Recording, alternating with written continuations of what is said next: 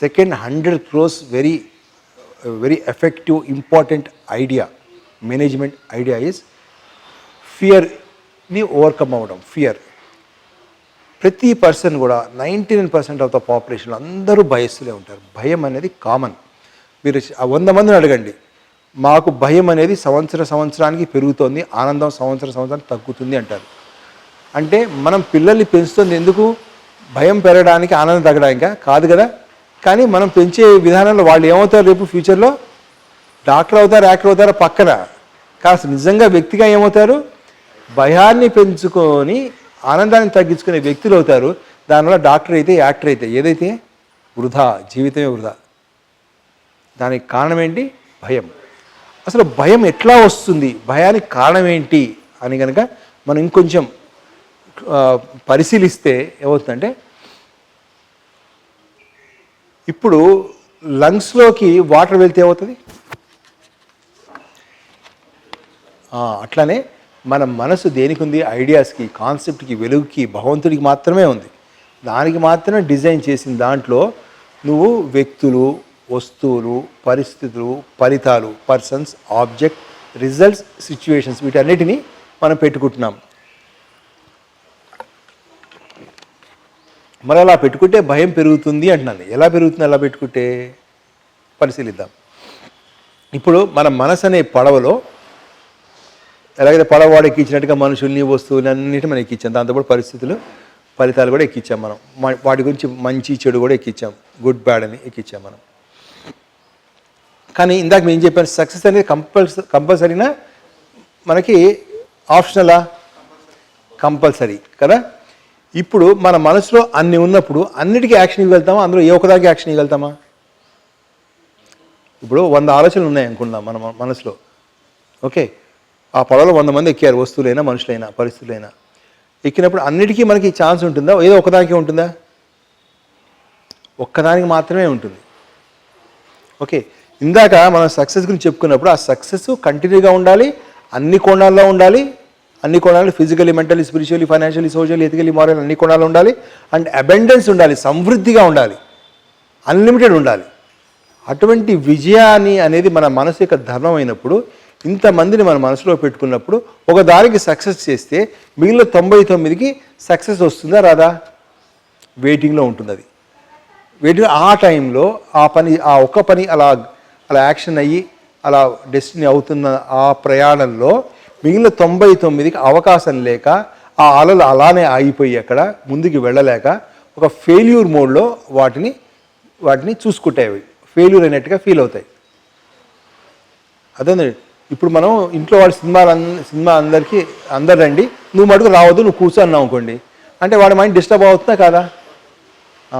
అందరూ కూడా సినిమాకి వెళ్ళాలనుకున్న వాళ్ళే. అన్ని ఆలోచనలు ఒక అలలాగా ముందుకెళ్ళి తీరాన్ని తగలాలనుకుంటాయి.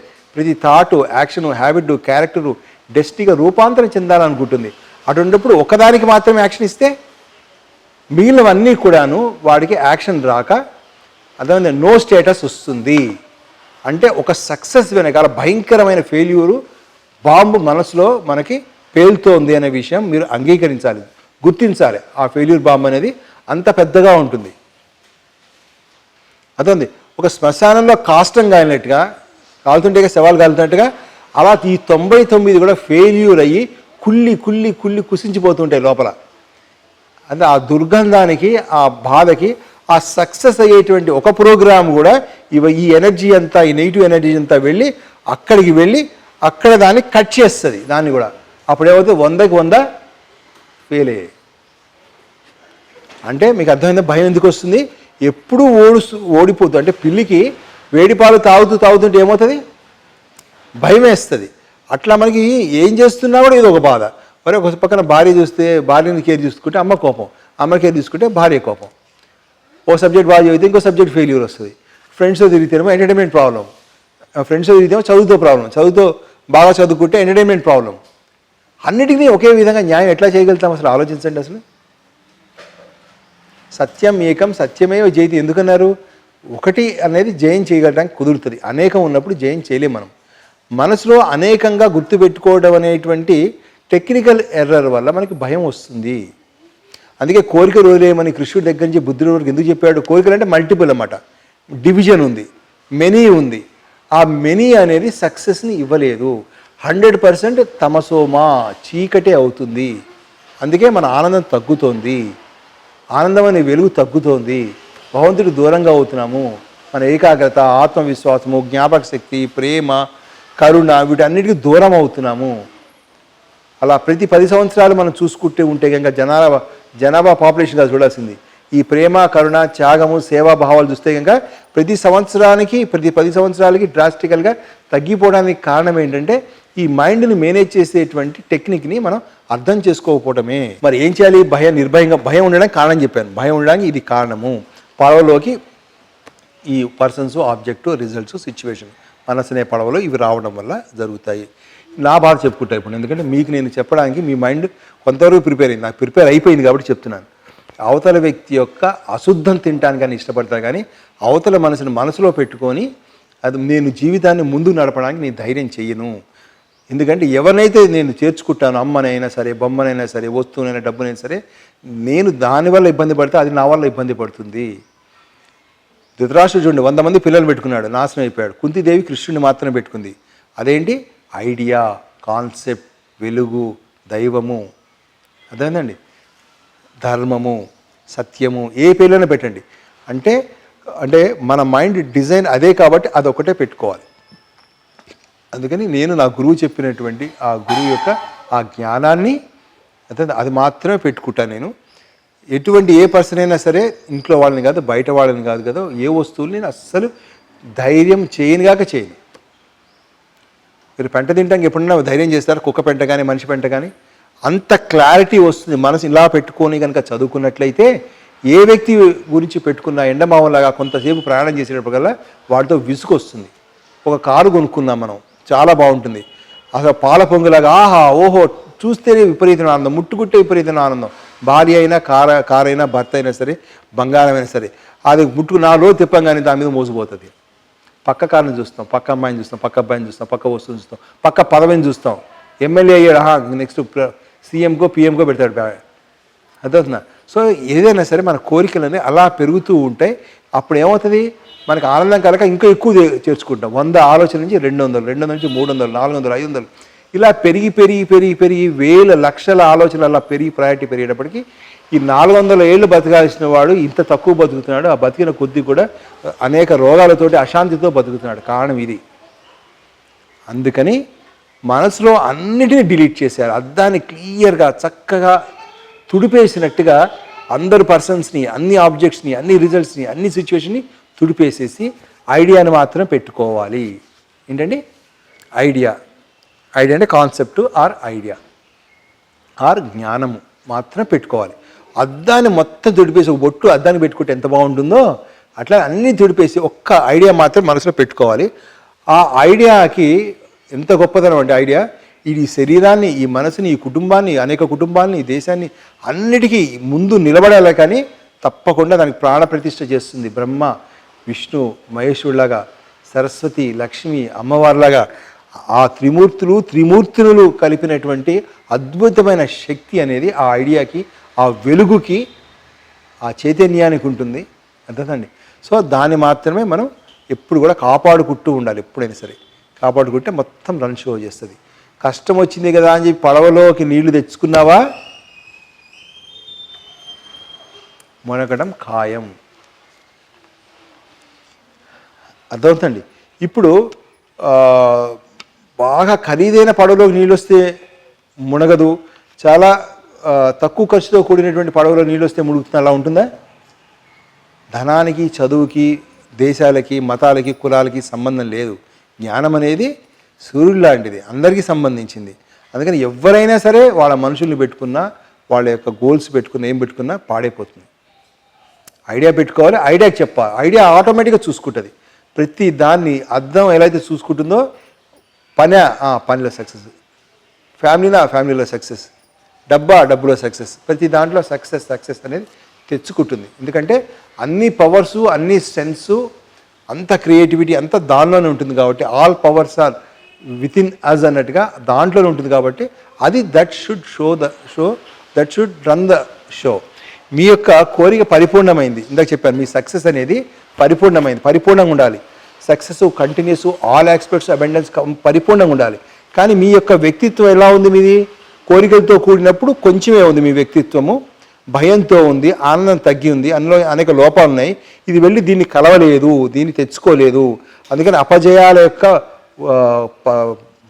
పర్వతాలు అయిపోతున్నాయి మన మనసులో, అయిపోయి జీవితం విసుకొచ్చిపోతుంది.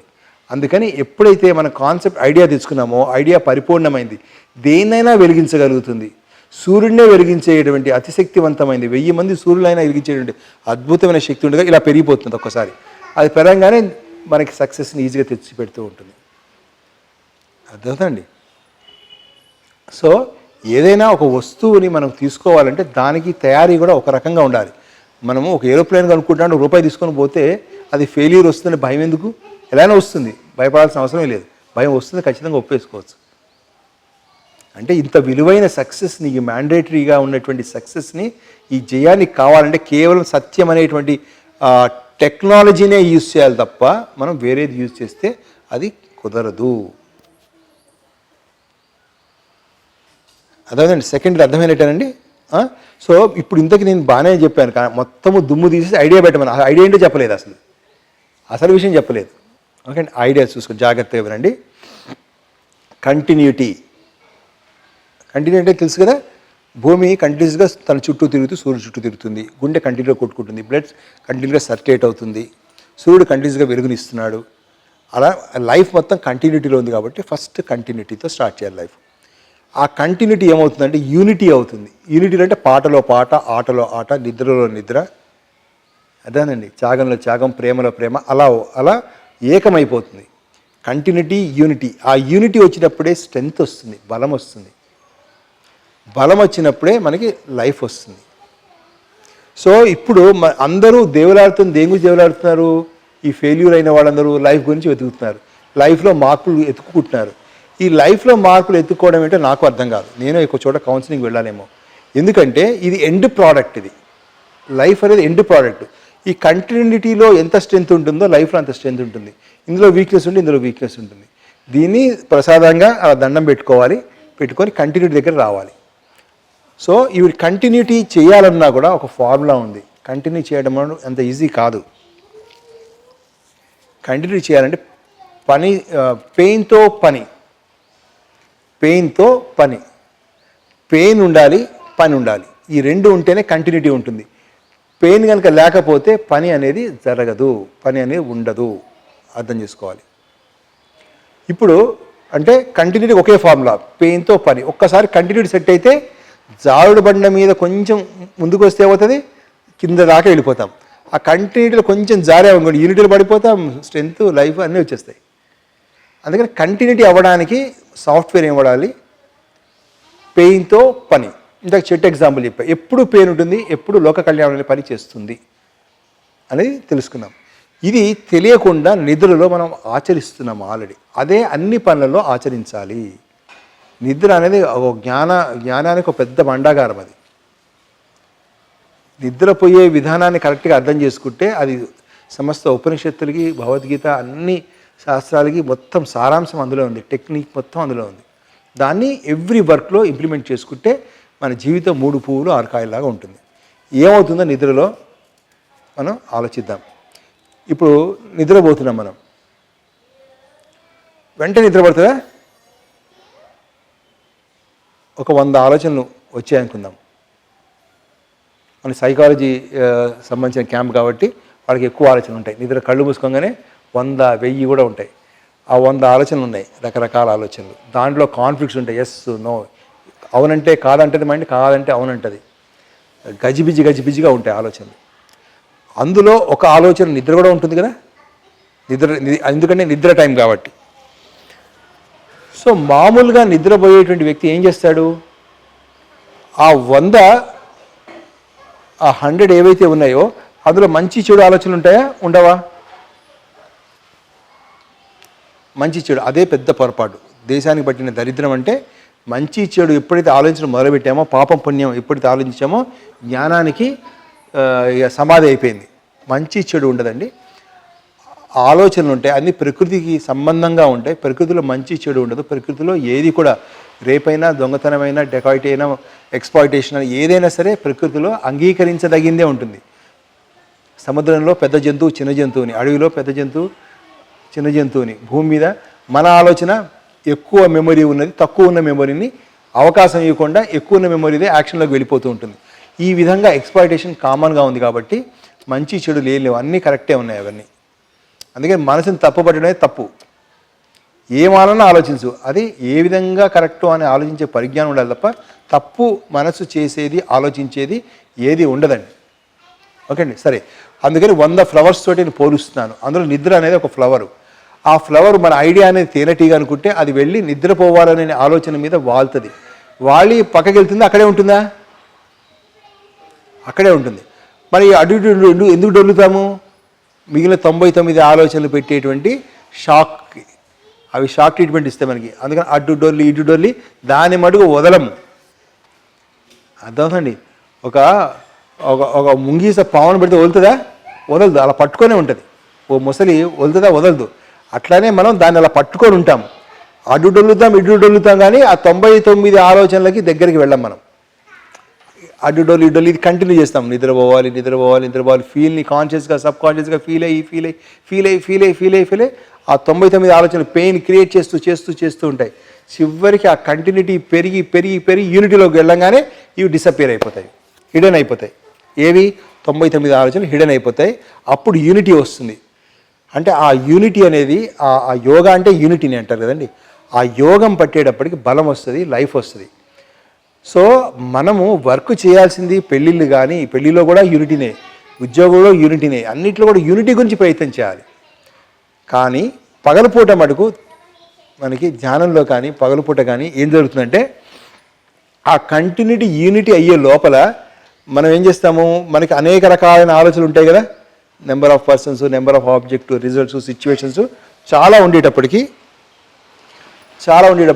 ఏమవుతుందంటే మనము ఒక దాంట్లో యూనిటీ మెయింటైన్ చేద్దాము, కంటిన్యూటీ పెంచుదాం అనే లోపల 99 ఆలోచనలో కలిగేటువంటి ఆ ప్రెషర్కి తట్టుకోలేక, ఆ ఒత్తిడికి తట్టుకోలేక డీవియేట్ అవుతాము.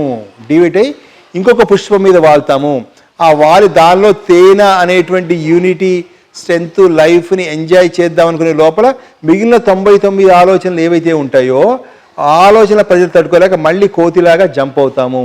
ఇలా జంప్ అవుతూ మంకీ మైండ్ లాగా ఉండడం వలన కంటిన్యూటీ యూనిటీ రావట్లేదు.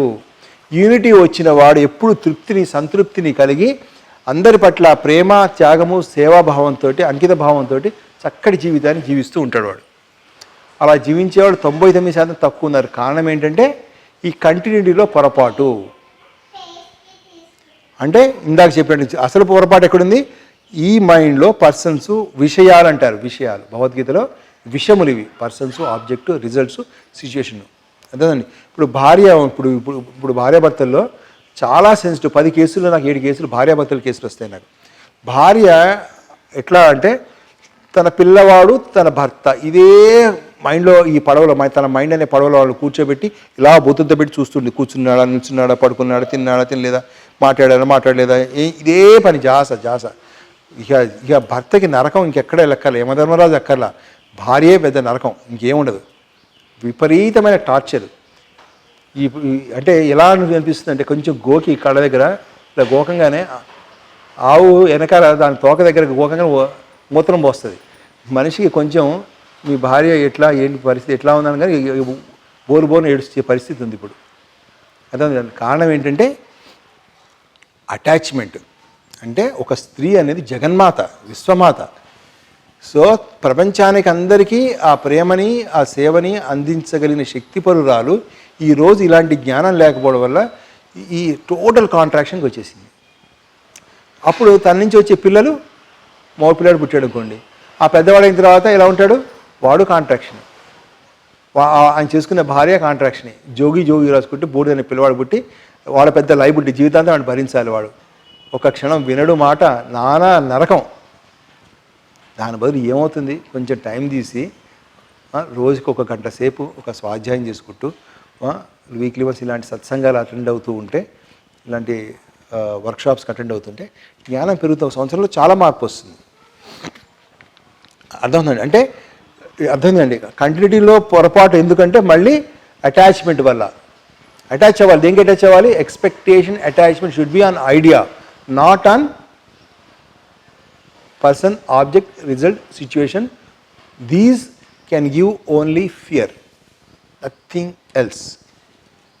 ఎవరన్నా ధైర్యం చేసి డిబేట్ చేయమంటే చేయమనండి, చేయండి.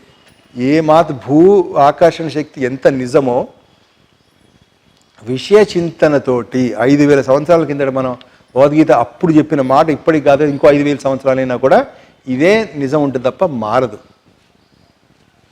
మన వాళ్ళందరూ మానసిక శాస్త్రజ్ఞులు, తెలుసుకొని చక్కటి నిజాలు చెప్పేసారు, అయిపోయింది. మనం ఆచరించడమే అంతే. పెట్టుకోకూడదంటే పెట్టుకోకూడదు అంతే. ఏం పెట్టుకోవాలి? ఐడియా పెట్టుకోవాలి. అది ఎలా? చిన్నప్పుడు సైకిల్ దొక్కినట్టుగా, పాకినట్టుగా, నడిచినట్టుగా కొంచెం కొంచెం కొంచెం ప్రాక్టీస్ చేస్తూ ఉంటే మనకు వచ్చేస్తుంది. ఒక పర్సన్ దగ్గరికి వెళ్ళి కొన్ని 4 రోజులు ఉన్నాను, అన్ని కోరికలు త్యజించి, అర్థమైందా?